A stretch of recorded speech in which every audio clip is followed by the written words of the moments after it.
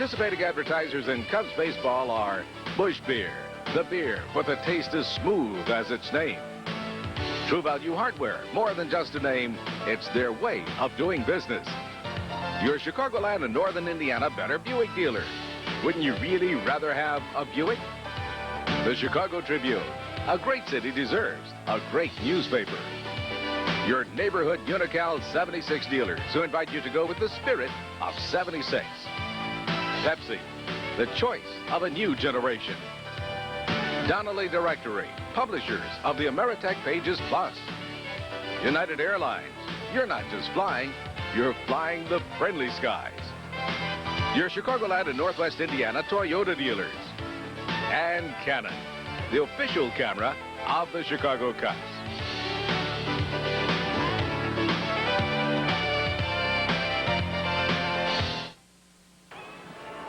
There you take a look at Wrigley Field. It's a cold and cloudy day. There was rain all morning, but no rain in evidence now. Weather forecast is pretty good here.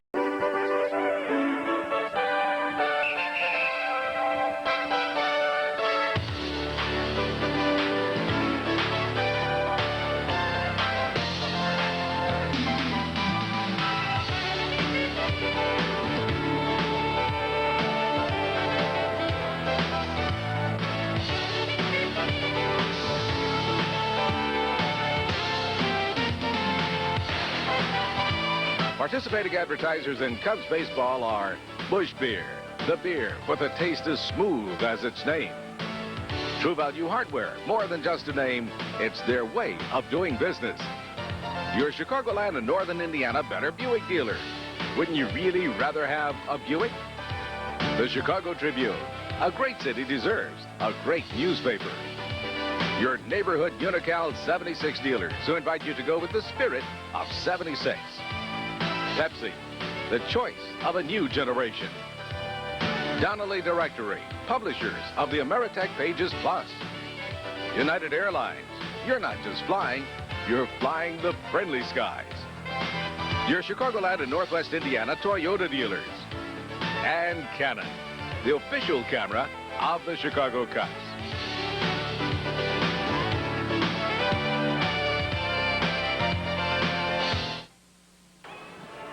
There you take a look at Wrigley Field. It's a cold and cloudy day. There was rain all morning, but no rain in evidence now. Weather forecast is pretty good here. The players are going to realize that they're not going to get any warmer, and they're going to have to deal with the wind blowing straight in, which is a pretty good wind for pitchers today. And the Cubs are going to need that kind of wind against Rick Russell, who's thrown so very well against them in the course of his career. Rick is 5-1 lifetime against the Cubs with a fine .230 earned run average. Last year against Chicago, he was 3-0 with a .260 ERA, and Steve Trout has had very good luck with the Pittsburgh Pirates. In fact, his statistics against the Pirates are his best against any major league team. He's 7-3 lifetime against Pittsburgh, so it should be a good pitcher's day with the wind blowing straight in. The umpires have taken the field. There you take a look at Steve Trout going through his warm-ups with Herm Starrett, and the Cubs are just about ready. So, Pat, you're up in the booth doing a Cubs game for the first time, and I think right now we're going to have to do the national anthem, and we'll get back to you after that. Working behind the plate is John McSherry. At first base, Frank Pulley. At second base this afternoon, Fred Brocklander. We're going to take a look at the Pittsburgh starting lineup. A name familiar to all you Chicago fans, John Cangelosi, formerly the Chicago White Sox, leading off and playing left field. Barry Bonds hitting second and playing center field. Johnny Ray at second base, the switch hitter. And Jim Morrison at third, off to a great start this year. Mike Diaz starting at first base in place of Sid Bream. Bobby Bonilla, another former White Sox player, in right field. Junior Ortiz behind the plate. Rafael Belliard at shortstop, and on the mound, Rick Russell.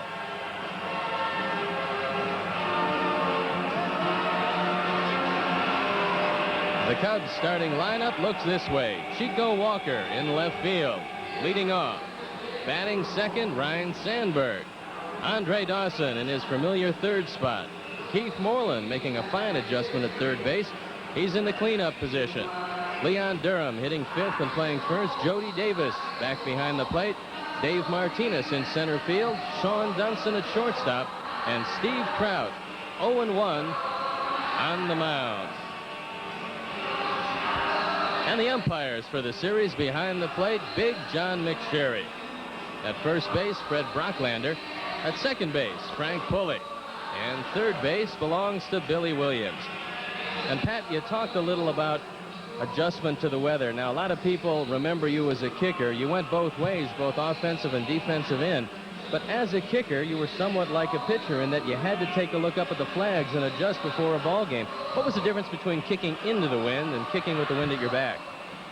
Well, it depends, Steve, obviously, on how strong your leg is, but you got ways of telling. You have ways of telling how strong the wind is blowing and the direction.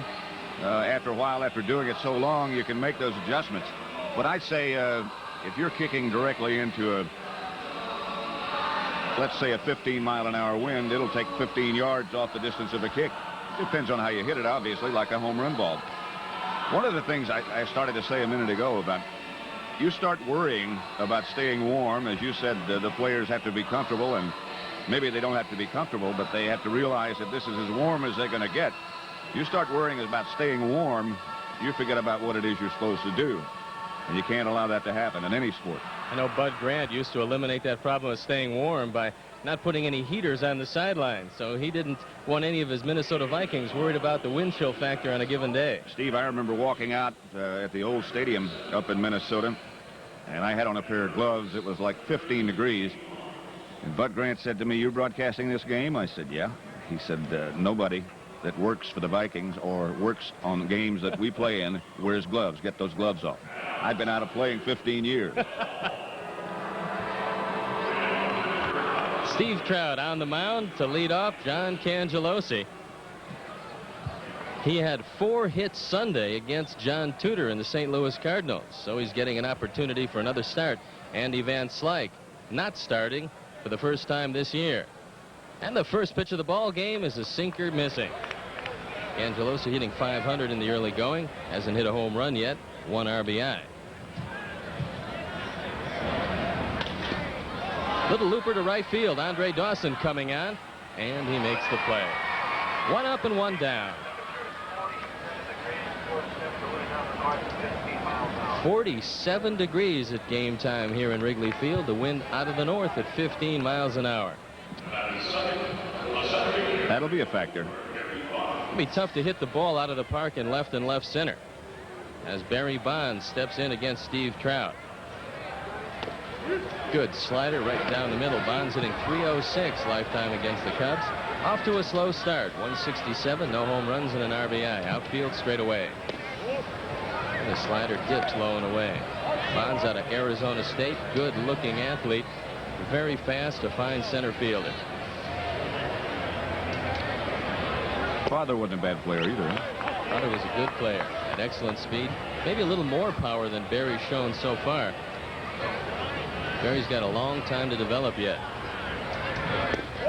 Fastball misses inside, and the count goes to 3-1. Johnny Ray on deck. Bonds hit .223 for Pittsburgh last year, but hit 16 home runs with 48 RBIs. He showed a very lively bat. Had some trouble adjusting to the strike zone. He will swing a bad ball, especially up. Ground ball to Sandberg. He's got it easily. And quickly, 2 up and 2 down.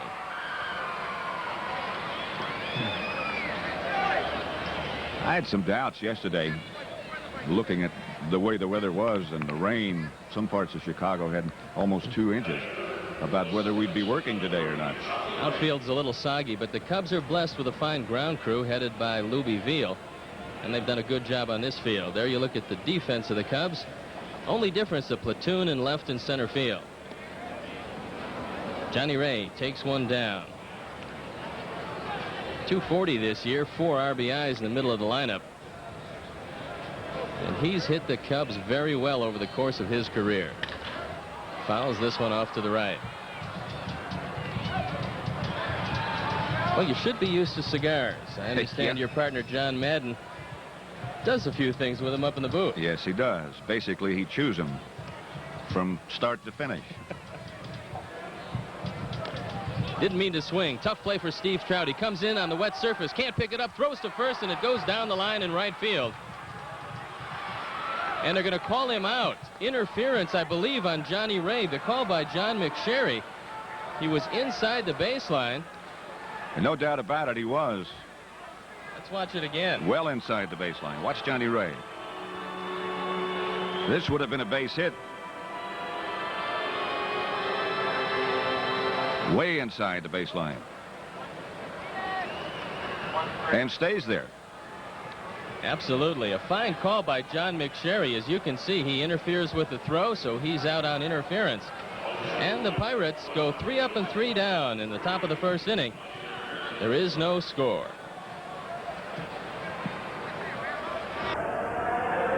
All of us at WGN Television and Radio acknowledge with sincere thanks the cooperation of CBS Television in making possible today's appearance by Pat Summerall. We also appreciate the efforts of Ed Langto and True Value Hardware. Pat Summerall has been a True Value spokesman for the past 16 years. Skip Carey is going to join us in the booth Thursday. And actor Bill Murray here Friday.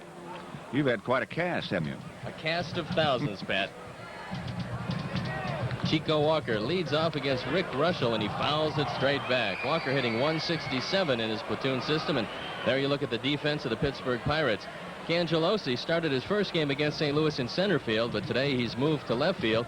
Barry Bonds back in his familiar slot in the middle of the diamond. Breaking ball misses outside. Russell loves to pitch in this ballpark. For a career, he's 72 and 54 in Wrigley Field. 162 wins, 155 losses lifetime. He won 132 or something like that for the Cubs, didn't he? He was a good pitcher. He won 20 games in 1977. You know, they didn't have real good ball clubs when Russell was over here, so it even made him look better.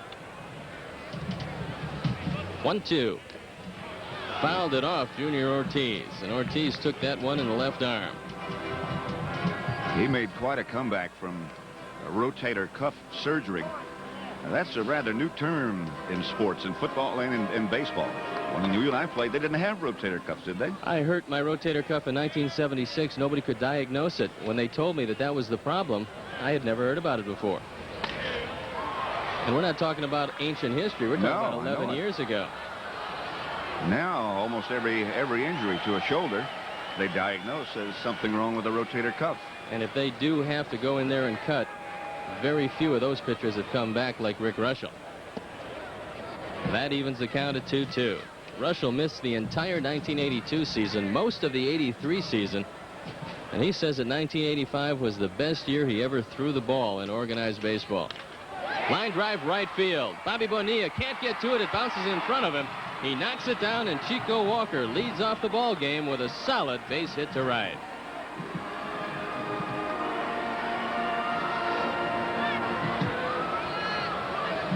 The Cubs have really done the job in the first inning. In the 4 games against Philadelphia, the Cubs scored in all of them. And they look like they're about ready to do the same thing here against the Pirates. As Ryne Sandberg steps in, 289 lifetime hitter against Pittsburgh. Off to his 286 start with a home run and 3 RBIs. And he takes a fastball for a strike.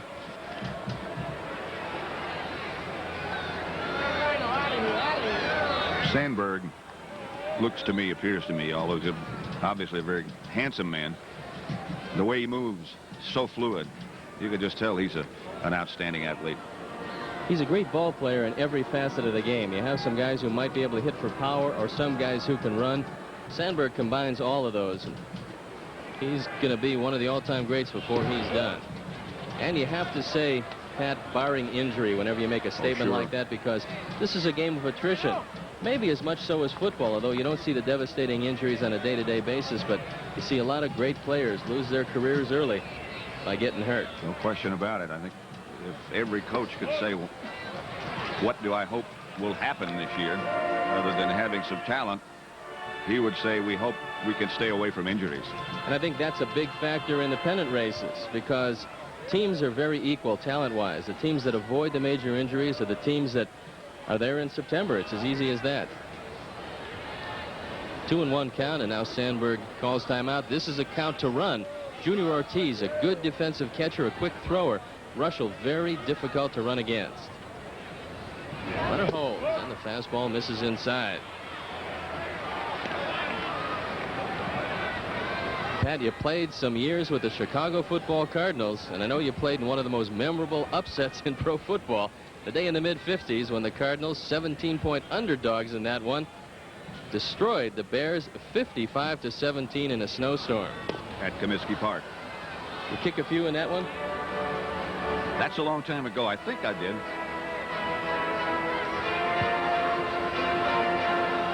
Some extra points I know I kicked. You were in the days when you had to go both ways. There wasn't a whole lot of options. Full count on Sandberg. Quick throw to first base. And you have to figure the way the Cubs have been running in the early going, and they're 13 for 13 in the stolen base department, that Chico Walker's going to be running. There he goes. Ground ball to short, second base. No play at second. Over to first base, and Sandberg is out. But the fact that Walker was running got him in safely.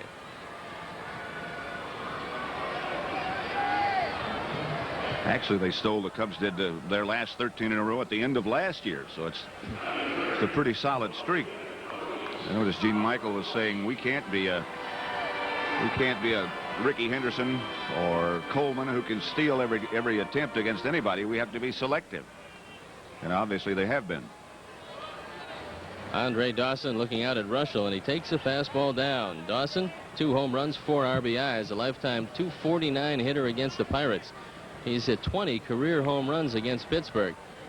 And Barry Bonds very shallow in center field. With the wind blowing in, he can cheat a couple of steps. Now Russell has fallen behind 2-0. There's an adjustment to the wind for you. Outfielders would never play Andre Dawson this shallow. But Bonds, figuring that the ball's going to be held up if it's drilled over his head, is trying to take away the little looper to center.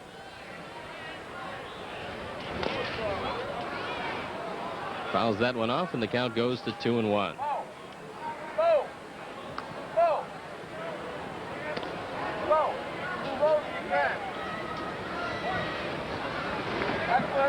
I know you went to the University of Arkansas. Did you play baseball as well as football there?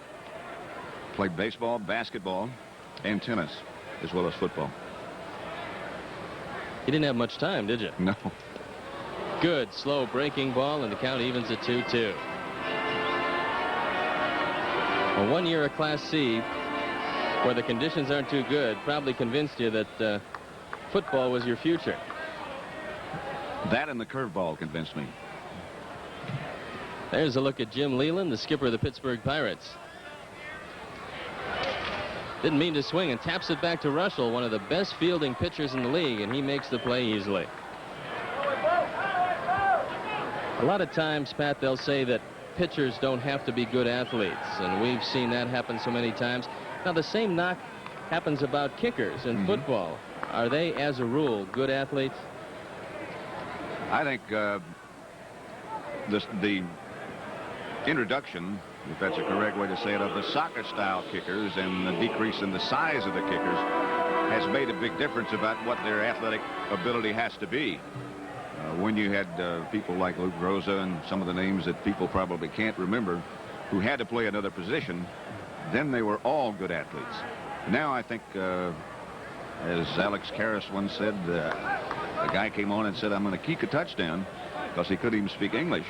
And I think that's changed things around a little bit. 1-0 count on Keith Moreland. Moreland's hit .301 lifetime against the Pirates. One of the few Cubs that's really hit Pittsburgh pitching well. That evens the count at 1-1. Russell throws what he calls a slurve, halfway between a slider and a curveball. It's really a slow breaking ball that he throws from the side, and he has a mastery of that pitch. Can throw it over the outside corner consistently. He's always had a good, heavy sinker, and that's helped him in Wrigley Field. Cubs trying to get on top early. Fly ball right field. Bobby Bonilla back a few steps, and he puts it away for out number 3. No runs, a hit, no errors, and 1 left. We're through 1, and there is no score. Steve Stone along with Pat Summerall. Well, Pat's done it all up here. He's just come back from the radio side, but the only thing he's been unable to do is get a run for the Cubs. What's going on? Russell looks stronger now than he did at the beginning. Well, he's getting everything over the plate. You know, he had trouble getting the breaking ball over early, but last inning he got everything he threw over the plate. Looks stronger. looks better. Had a couple of chances. And they weren't able to do much. The wind blowing straight in stopped the ball off the bat of Barry Bonds in the 5th inning from going out of the ballpark. That would have been a grand slam. Bonds got all of it. Unfortunately for Steve Trout, a 15-mile-an-hour wind directly from the north kept the ball in the park, and Rafael Belliard to lead off the top of the 7th inning. Steve, it might have stopped the ball that Sandberg hit. Bunt up the right side. Jody Davis has got it. Now he moves out, makes the throw to first base, and Belliard is out number 1. Is there a better defensive catcher in baseball than Jody Davis? They talk about a lot of guys, but as you'll see right here, Jody moves around pretty good behind the plate. Takes his time. Perfect. Everybody talks about Gary Carter and to some extent Lance Parrish. I think Jody, the last couple of years, has shown everybody around baseball that he's got to be named right up at the top when you talk about all categories behind the plate. Last year was his best, I guess, defensively. He just threw the ball well all year long. I don't think there was a tougher catcher to run against than Jody Davis. And everybody knows that he's got some power. But Johnny Oates worked very hard, and Jody worked very hard on improving his delivery. And last year, it really was evident. Long drive to center field. Dave Martinez on the run. Russell hit it well, but Martinez back to make the catch.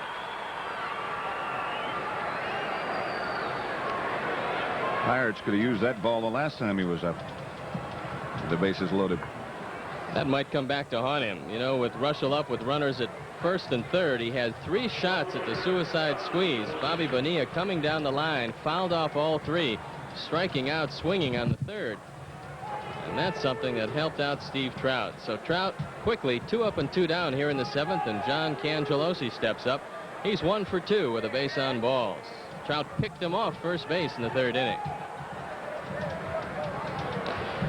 Fouls this ball off. Russell attempting to bunt with 2 strikes surprised everybody in the radio booth. I was surprised too, the way this man hits the ball. And yet Jim Leland decided he needed the extra run. Outfield straightaway and shallow.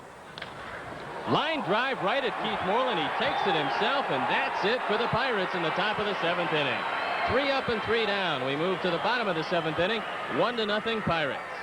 Cub fans, we're all waiting for Harry to come back soon, but until he's back here at beautiful Wrigley Field, let's take our 7th inning stretch and sing along with this classic recording of Harry's. We head into the bottom of the 7th inning. It's going to be Martinez, Dunston, and probably a pinch hitter for Steve Trout to face Rick Russell. Pat Summerall along with Steve Stone.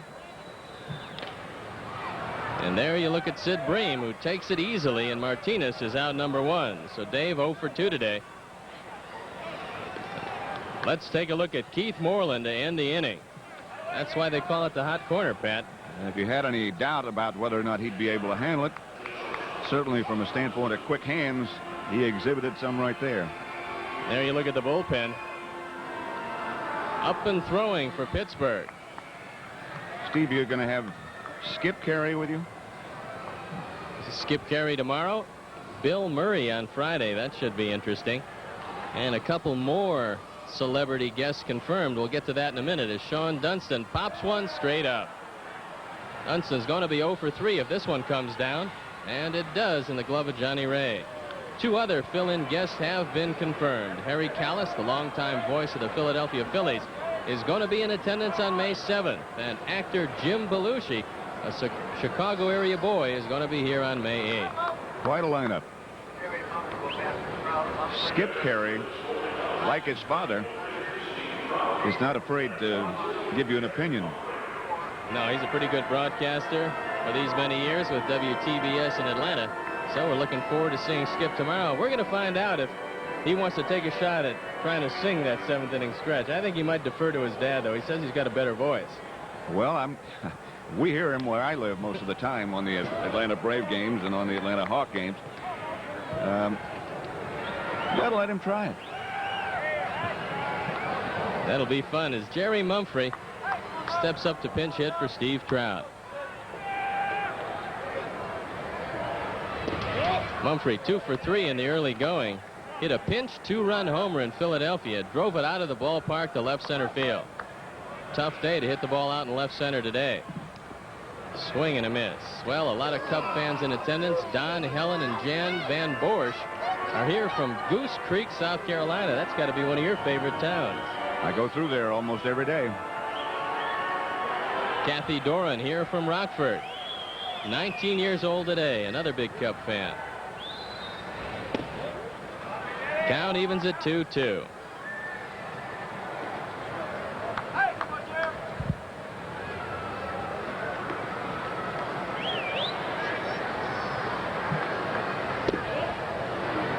And the count runs full on Jerry Mumphrey, a switch hitter who is much better from the left side. Jones and Smiley up throwing in the bullpen for Pittsburgh. Ball 4 outside, walk number 4 issued by Rick Russell. Cubs have only 3 singles as the sum total of their offense today against the big right-hander. So they've been held pretty much in check. And one of the men with a base hit is Chico Walker, who singled to lead off the ball game. And now Jamie Moyer coming out to pinch run for Jerry Mumphrey. So after 150 pitches and a no-hitter in the 9th inning, nothing wrong with the legs of Jamie Moyer. Well, he looks in good shape, and he'd have to be with that kind of performance. Well, the Cubs brought the 2 youngsters to the big leagues this year in the starting rotation, Greg Maddux and Jamie Moyer. Both of them real good athletes, both of them well-conditioned. And this is something Gene Michael's going to do, so he doesn't have to use anybody off his 24-man roster. 1 for 2 today for Chico Walker. And he looks at a fastball outside. Well, you're so right about Russell. Everything is down and away just about. You can see he knows how to pitch. Good fastball for a strike. Well, in terminology, they call him a dart thrower in baseball, a guy who moves the ball in and out, doesn't try to overthrow.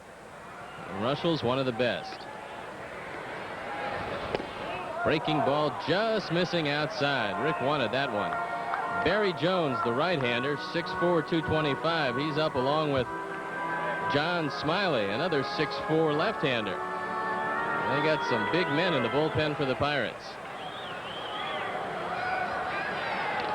Foul back this way, and the count evens at 2-2. So Steve Trout is through for the day, and he put together a pretty good effort against the Pirates. Through 7 innings, gave up 8 hits, got out of a couple of jams, and the only blemish on his record, the home run in the 2nd inning by Mike Diaz. And that's the difference in this one, as the Pirates lead 1-0. Ground ball to second. Ray is up with it easily. He'll go across, and that's it for the Cubs. And we're through 7 full innings with the Pirates on top, 1-0. We head into the top of the 8th inning, and Steve Trout is done for today. In his place, Dickie Knowles takes over. And let's make a commentator out of you as far as baseball color is concerned. Pat, what do you have on Dickie Knowles? Let me see if I can let you know what I have. His ERA is 5.06. This is 4th appearance. He has 1 save, the lone save that the Cubs have this year. He's pitched 5.1 innings. And what else do you need to know? That's about it. But he's got his work cut out for him. He's facing the middle of the order, Bonds, Ray, and Morrison. Barry Bonds 0 for 3. Grounded out twice and flied out very deep to center field. He pops this one straight up. Tough play for Dunston. Now he's under it, and he makes the catch. Knowles will be 31 years old November the 19th. He's 6'2", 190, born in Charlotte, North Carolina. And his best outing was his last one. 3 innings of scoreless ball in Philadelphia in relief of Ed Lynch. As you mentioned, he picked up the only Cubs save, and it was well earned. Anytime you go 3 innings for a save, you've done your job. So that will bring up Johnny Ray, who's 1 for 3. Ray, perennially one of the toughest men to strike out in the National League. Struck out just twice in 74 at-bats in the spring. Hasn't struck out yet this year in 30 at-bats. So odds are overwhelming. This man's going to make some contact. Always a lot of base hits. That evens the count at 1-1.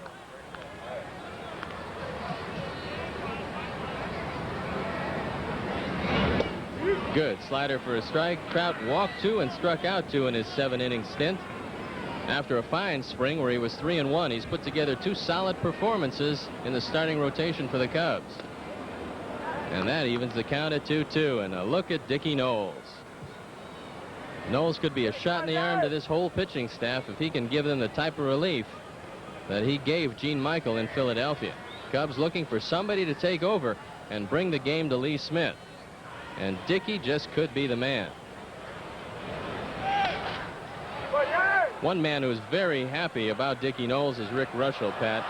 He said that he was with the Cubs and Dickie was just trying to get his life together at that point, and he couldn't be happier for the success of a man who was once his teammate. Dickie pitched in Cleveland last year, so he's been around a couple of stops. Originally came up with Philadelphia, where Dallas Green got to know him very well.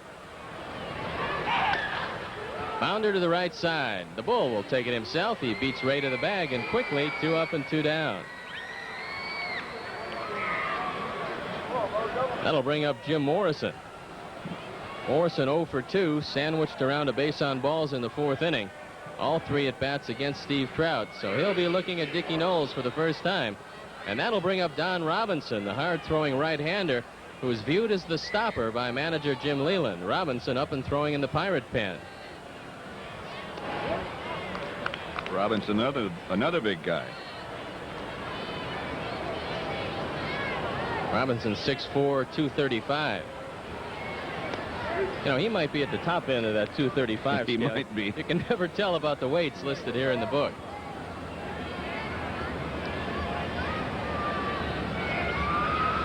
Yeah, I think he flew by that 235 mark.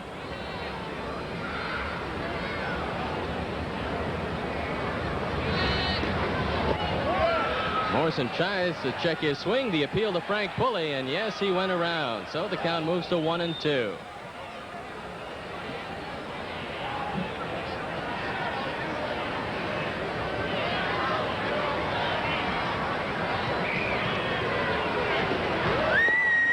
Sidearm breaking ball, sweeping outside. That evens the count at 2-2. Cubs trying to get off the mark against the Pittsburgh Pirates.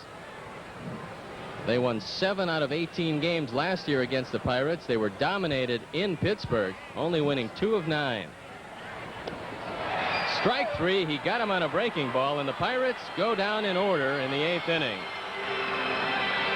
We head into the bottom of the 8th with the Pirates on top, 1-0.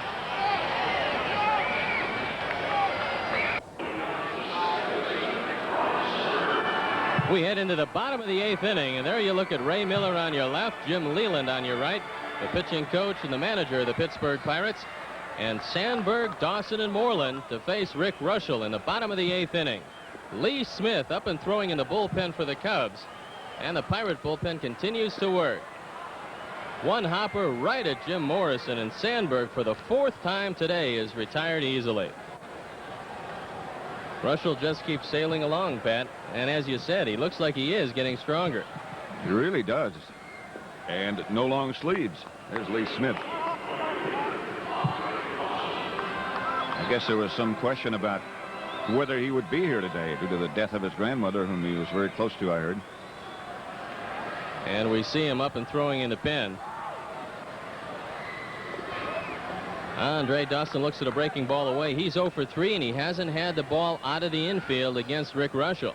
Outfield straightaway very deep, and the fog looks like it's ready to roll in here at Wrigley. That evens the count at 1-1.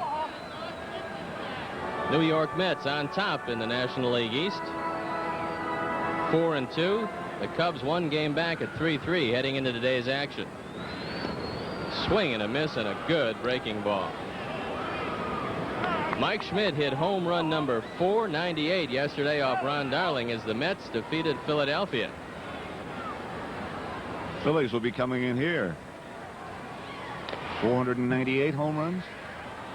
And he hits well here, doesn't he? He hits very well here. Montreal coming in next. Cubs have a very short 2-game series against Pittsburgh, and then it's Montreal over the weekend. Arnie says it feels like he's hit 497 in this ballpark. 1-2 count on Andre Dawson. Rick Russell has been a master on the mound for Pittsburgh, giving up just 3 singles. And Dawson fouls it off. Cincinnati off to a very quick start in the National League West. They're 6-1.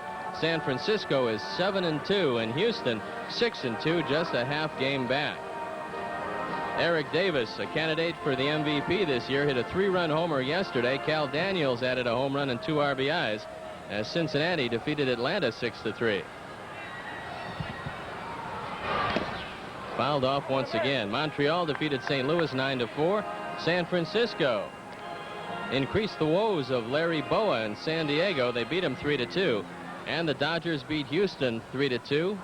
Pedro Guerrero with 2 RBIs, and that's got to put a smile on the face of Tom Lasorda. Guerrero, a big question mark for the Dodgers. He's had a lot of knee problems. Eric Davis does really look like the next real, true superstar. Oh, he's going to do everything you have to do in this game to be a superstar. He's got tremendous power, blazing speed. He plays well defensively. He can hit for an average, drive in big runs for you. And if he stays healthy, he could put some prodigious numbers on the board. Dawson checks his swing. The count evens at 2-2. Milwaukee off to an 8-0 start in the American League East, followed by Baltimore and New York. Minnesota surprisingly 6-2 in the American League West. California 5-3, a game back. Fouled off again, and Dawson hanging tough. Brewers hit what, 5 home runs yesterday? They have all sorts of power. 5 solo home runs. They've got some guys that terrorize you. And a couple of Cubs players were laughing in the locker room before the game, saying that they got the Brewers off to a roaring start because the Brewers hit some long balls off Cub pitching this spring. You could tell that they were going to be a fine offensive club, and like so many other teams, Pat, if they can just get some pitching, they're going to have a good year. Rob Deere, Greg Brock, he's going to help. And Glenn Bragg's a fine-looking youngster. Swing and a miss. Good breaking ball by Russell, and Andre Dawson goes down on strikes. Strikeout number 4 for Rick Russell, and there you look at Rick Sutcliffe coming off a fine 8-inning performance in Philadelphia. And every time you have a good ball game, you can't wait to get out there again. And I know Rick looking forward to his next outing.